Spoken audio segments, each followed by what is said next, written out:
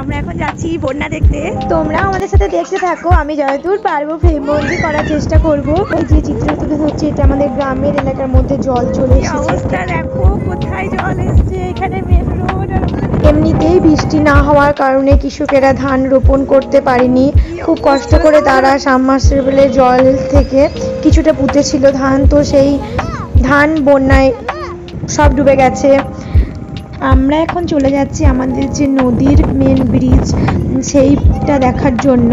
এই যে দেখতে পাচ্ছ ব্রিজের নিচে, রেলের নিচে এই যে জলটা লাভপুর প্রশাসন থেকে কোনো ব্যবস্থা নেয় না, জানি না কেন্দ্র সরকারের জিনিস বলে এটাতে হাত দেয় না নাকি। আর এই যে দেখতে পাচ্ছ বাড়িকে দিয়ে দিচ্ছে নিচের ব্রিজটাতে, যাতে লোক যাতে না যায়, কোনো বিপদ যেন না হয়। জলে একদম টইটুম্বর চারিদিক। এই নদী গ্রীষ্মকালে একে দেখে মনে হয় না যে কোনো নদী, দেখে মনে হয় ক্যানেলের থেকেও ছোট।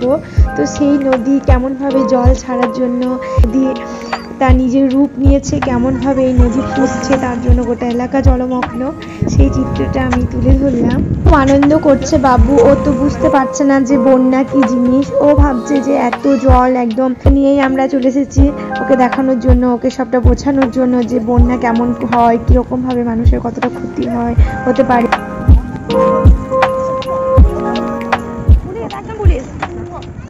এই যে দেখতে পাচ্ছ নিচের ব্রিজটা, এই ব্রিজ দিয়েও বায়না করে যে আমি নিচের রাস্তা দিয়ে যাব। আর যেটা রাইট করে মার্ক করে দিয়েছি ওটা হচ্ছে ছেলের স্কুল, ছেলের স্কুলের পাশেও জল চলে গেছে বন্যার। এই ব্রিজটা তো পুরো ডুবে গেছে, শুধু পিলার কটা দেখা যাচ্ছে। আর কয়েকটা দিন খুব মানুষের দুর্ভোগ হতো, বাস লাভপুরের সঙ্গে কোনো যোগাযোগ থাকতো না, নৌকার পার হতে হতো লাঘাটা নামে যে জায়গাটা আছে সেখানে দাঁড় করিয়ে। তো এই ব্রিজটা হয়তো মানুষের খুব উপকার হয়েছে। তো আমরা এবার চলে যাচ্ছি লাভপুর দিকে। লাভপুরে